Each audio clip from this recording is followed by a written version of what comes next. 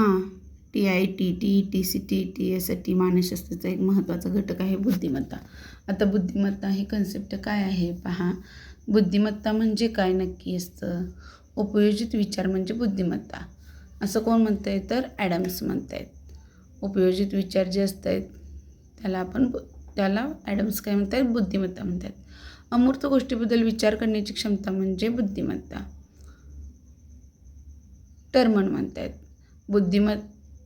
बुद्धिमापनाची सुरुवात 1904 मध्ये फ्रान्सचे शिक्षण मंत्री यांनी विशिष्ट बुद्धीच्या विद्यार्थ्यांबरोबर सामान्य बुद्धीच्या विद्यार्थ्यांचा अभ्यास करण्यासाठी समिती नेमली.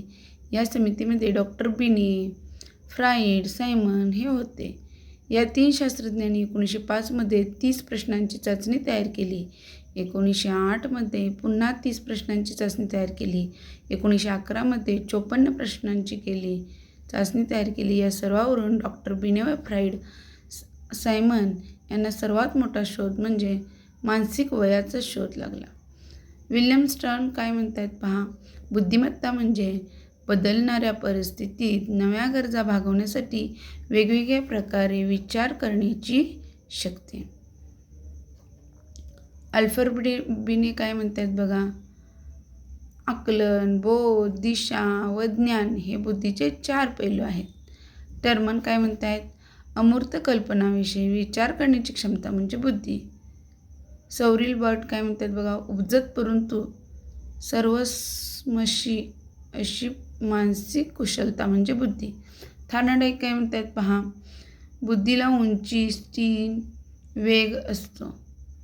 की समस्या उकल करणे, दिलेल्या वेळेत समान कठीणपणा असणाऱ्या किती समस्यांची उकल होते यावर बुद्धी अवलंबून असते.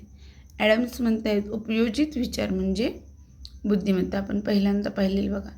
त्यानंतर एबिंगहॉस यांची बुद्धिमत्ताविषयी बघा व्याख्या आहे. तुटक किंवा अलग असलेल्या भागात एकत्र करून संयोजन करण्याची क्षमता म्हणजे बुद्धी. मॅकडोगल काय म्हणतात बघा. पूर्वानुभवाच्या आधारे नैसर्गिक सुधारण्यासाठी क्षमता म्हणजे बुद्धी. गेट्स म्हणतात बुद्धिमत्ता म्हणजे अध्ययन क्षमतांचे सुदृढ संघटन. बुद्धिमापन क्षेत्रात बिने यांनी मानसिक वयाचा शोध लावला. बिने यांनी तयार केलेली बुद्धिमापन परिणाम श्रेणीच्या मदतीने मानसिक वय शोधून काढता येते. बुद्ध्यांक मानसिक वय छेद शारीरिक वय गुणिले 100. बघा आता 140 पेक्षा जास्त जर बुद्धिमत्ता असेल तर अलौकिक बुद्धिमत्ता असते. 90 ते 109 असतात ते सामान्य बुद्धिमत्ता. 20 पेक्षा कमी असतात ते निर्बुद्ध म्हणजे बुद्धी कमी असलेला. या ठिकाणी बघा बिने यांच्या बुद्धिमापन परिणाम श्रेणीची वैशिष्ट्ये सांगितलेली आहेत. बिने यांनी बुद्धिमापन पद्धतीचे जनक म्हणतात. बिने यांना श्रेणीतील प्रश्नरचना साधी, सोपी, परिणामकारक असते. भाषिक स्वरूपातील प्रश्न असतात. बुद्धिमापन करणारे पहिली मोजपट्टी तयार केली. बुद्धिमापन कसोट्या तयार करण्यास उपयुक्त. एकावेळी एकाच व्यक्तीची चाचण्या घेता येते. अल्फ्रेड बिने यांनी बुद्धीचे 4 घटक सांगितले ते पुढील प्रमाणे. पहा TET 2017ला आलेला हा प्रश्न आहे. उपक्रमशीलता, आकलन क्षमता, निर्णय क्षमता व समायोजन. अल्फ्रेड बिने यांनी बुद्धीचे 4 घटक सांगितले आहेत ते उपक्रमशीलता, आकलन क्षमता, निर्णय क्षमता आणि समायोजन. या ठिकाणी नेक्स्ट बघा. थर्स्टन यांनी संशोधनात 7 घटक मांडले. या 7 घटकांना प्राथमिक मानसिक क्षमता असे म्हटले जात आहे. यांनी स्पियरमन आणि थॉर्नडाईक यांनी मांडलेल्या बुद्धीच्या सिद्धांताला विरोध केला. या ठिकाणी बघा आता 7 कोणते आहेत. क्षमता बघा. संख्येविषयी क्षमता, भाषिक क्षमता, शाब्दिक ओघावता, स्मृती, तर्क करण्याची क्षमता, अवबोध करण्याची क्षमता व अवकाशविषयक क्षमता. बुद्धिमत्तेचे स्वरूप 2014 बघा. बुद्धिमत्तेमध्ये निर्णय क्षमता असते. परिस्थितीशी जुळवून घेताना बुद्धिमत्तेचा उपयोग होतो. बुद्धिमत्तेमध्ये उपयोजित विचार करण्याची शक्ती असते. एखादा घटक आकलन करून घेण्याची क्षमता बुद्धिमत्तेमध्ये असते. बुद्धिमत्तेमध्ये नवीन ज्ञान संपादन करण्याची शक्ती असते. उदाहरणार्थ क्षमता, कौशल्य, तंत्रे. बुद्धिमत्तामध्ये समायोजन क्षमता चांगल्या प्रकारे असते. उदाहरणार्थ समस्या, गरजा, परिस्थिती. बुद्धिमत्तेचे विविध चाचण्यांद्वारे मोजमापन करता येते. बुद्धिमत्तेचे विविध मानसिक क्षमतांचा समावेश होतो. उदाहरणार्थ तर्क, अनुमान, कल्पना, अवधान, स्मरण, विस्मरण. बुद्धिमत्ता ही परिवर्तनशील असते, त्यामुळे व्यक्तीमध्ये परिवर्तन घडून येते. बुद्धिमत्ता ही अनुवंशिक असते. बुद्धिमापनाच्या कसोट्या. बघा आता कसोट्या कशा आहेत. व्यक्तिगत कसोटी आहे, सामाजिक कसोटी आहे. व्यक्तिगत कसोटीमध्ये शाब्दिक, अशाब्दिक, कृतीयुक्त कसोटी आहे. सामाजिक कसोटीमध्ये शाब्दिक आणि अशाब्दिक आहे. वैयक्तिक कसोटी बघा, ज्या कसोटीमध्ये एक वेळी एका व्यक्तीस ती कसोटी देता येते तिला वैयक्तिक कसोटी म्हणतात. अशाब्दिक कसोटी, या कामात यांनी ही कसोटी विकसित केली. ही कसोटी अनेक भाषातील शब्दांचा वापर केला जातो. शाब्दिक कसोटीमध्ये बघा, डॉक्टर कामत यांनी ही कसोटी, अशाब्दिक कसोटी, कुणी डॉक्टर कामत यांनी कसोटी विकसित केली. या कसोटीत अनेक भाषातील शब्दांचा वापर केला आहे. आता शाब्दिक कसोटी, ज्या मुलांचे आपल्या पंचेंद्रियांवर सर्वस्व नाही किंवा ते काम करत नाहीत अशासाठी अशाब्दिक कसोटी असते. कृतीयुक्त कसोटी, ही कसोटी डॉक्टर भारिया यांनी विकसित केली. या कसोटीमध्ये प्रत्यक्ष कृतीला वाव असतो. सामाजिक कसोटी, एकाच वेळी अनेक विद्यार्थ्यांना देता येणाऱ्या कसोटीला सामाजिक कसोटी म्हणतात. शाब्दिक कसोटी, समानार्थी विरुद्ध ती शब्द, तर्क, रावणे इत्यादीचा समावेश असतो. अशाब्दिक कसोटी, यामध्ये चित्रांचा वा कृतींचा वापर केला जातो. बघा बुद्धिमापनाच्या उपपत्ती.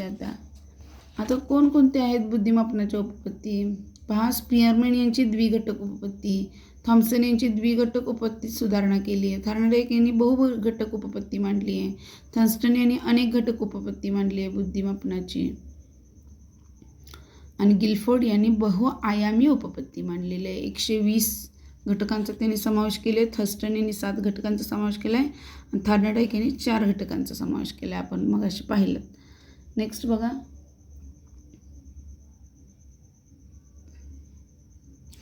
स्पिअरमॅन यांनी द्विघटक सिद्धांत उपपत्ती. स्पिअरमॅन यांनी बुद्धी ही 2 घटकांनी बनते असे प्रथम सांगितले. बघा, स्पिअरमॅन यांनी बुद्धी हे 2 घटकांनी बनते असे प्रथम सांगितले. सामान्य घटक व विशिष्ट घटक या 2 घटकांचा बुद्धीमध्ये समावेश असतो असा आग्रह धरला. I=G1 + S1 + S2 + S3. द्विघटक उपपत्तीमध्ये बघा, एक सामान्य घटक व अनेक विशिष्ट घटक ज्या उपपत्तीमध्ये असतात त्याला द्विघटक उपपत्ती म्हणतात. थॉम्सन यांनी द्विघटक उपपत्ती सुधारणा करून प्रत्येक विशिष्ट घटकाबरोबर एक सामान्य घटक असतो. I=G + S1 + G + S2 + G + S3. Thorndike यांची बहुघटक उपपत्ती बघा. थॉर्नडाईक यांच्या मते बुद्धी ही अनेक स्वतंत्र घटकांनी बनलेली असते. मन हा अनेक मानसिक क्षमतांचा पुंज आहे. यांनी प्रमुख 4 घटकांवरती भर दिला.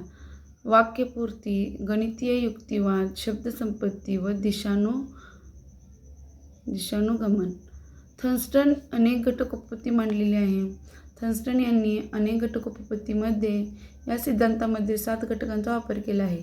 त्यांच्या मतानुसार प्राथमिक मानसिक क्षमतेने बुद्धी बनत असते. अनेक घटक सिद्धांतातील घटक संख्याविषयक क्षमता, भाषिक क्षमता, शाब्दिक क्षमता, स्मृती, तर्क करण्याची क्षमता, अवबोधात्मक क्षमता व अवकाशविषयक क्षमता या क्षमता दिलेल्या आहेत थर्स्टन यांनी. गिलफोर्ड यांची बहुआयामी बुद्धिमत्ता पहा.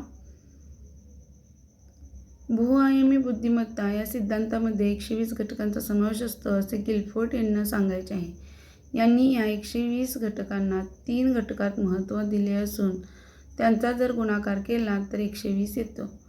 आशय 4 आहेत, त्यामध्ये क्रिया 5 आहेत, निर्मिती 6 आहेत.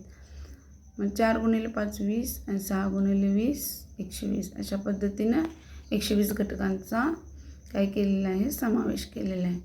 आता या ठिकाणी बघा 2013ला TETचा प्रश्न आलेला आहे. बुद्धिमत्ता म्हणजे बदलत्या परिस्थितीत नव्या गरजा भागवण्यासाठी वेगवेगळ्या प्रकारे विचार करण्याची शक्ती असे टिंबटिंब यांनी म्हटले आहे. तर आन्सर आहे बघा स्टर्न. आकलन, शोध, दिशा, टीका हे बुद्धिमत्तेचे 4 पैलू आहेत असे टिंबटिंब यांनी म्हटले आहे. अल्फ्रेड बिने. त्यानंतर शैक्षणिक बुद्धिमत्तेला भावनिक बुद्धिमत्तेचे सहाय्य उसने पाहिजे असा विचार टिंबटिंब यांनी मांडला. तरी असा विचार कोणी मांडला आहे बाळांनो? Daniel Goleman. स्पिअरमॅन यांनी बुद्धीच्या उपपत्ती मांडताना द्विघटक सिद्धांतामध्ये काही सामान्य घटक व विशिष्ट घटक मांडले आहेत. त्यांनी दिलेल्या घटकामध्ये विशिष्ट घटक कोणता? तर विज्ञानातील प्रयोग करणे हे विशिष्ट घटक आहे. बिनेच्या बुद्धिमापन परिमाण श्रेणीचे खालीलपैकी कोणते वैशिष्ट्य नाही? बुद्धिमापनासाठी सर्वप्रथम अस्तित्वात असलेली मोजपट्टी होय. ही परिमाण श्रेणी तयार केल्यानंतर म्हणजे हे 4 पर्याय दिलेत. तर आन्सर काय येईल ते बघा. ही परिमाण श्रेणी तयार केल्यामुळे स्मृती, प्रतिमा इत्यादी मनशक्तीचे मापन करून बुद्धिविषयक निष्कर्ष काढणे सुरू झाले. पीटर सॅलोव्ही व जॉन मेयर यांनी भावनिक बुद्धिमत्तेच्या आत्मप्रचिती या घटकात खालीलपैकी कोणत्या क्षमतेचा समावेश केला? आत्मपरीक्षण. नेक्स्ट बघा. खालीलपैकी बुद्धिमत्तेविषयक असलेल्या घटकापैकी अयोग्य घटक कोणता? अयोग्य विचारले तर या ठिकाणी नवीन परिस्थितीनुसार समायोजन करण्याची क्षमता ही बुद्धिमत्तेमुळे असते. परिस्थितीनुसार बदल करण्याचे कौशल्य बुद्धिमत्तेत असते. आता नवीन गोष्टीचे अध्ययन करण्याची क्षमता बुद्धिमत्ता असते, पण इथं अक्षमता दिली म्हणजे हाच ऑप्शन येणार पहा. पूर्वानुभवाचा योग्य उपयोग करून घेण्याची क्षमता बरोबर बुद्धिमत्तेचा घटक आहे. गिलफोर्डच्या बुद्धिमत्तेच्या उपपत्तीनुसार बुद्धिमत्तेच्या 120 घटकात वर्गीकरण खालीलपैकी कोणत्या 3 गटात केले आहे? बघा, क्रिया, आशय आणि निर्मिती या गटात केलेले आहे. तर अशा पद्धतीने आपण बुद्धिमत्ता हा घटक पाहिला आहे. हा TET, टेट, BEd, MEd यासाठी उपयोगी आहे.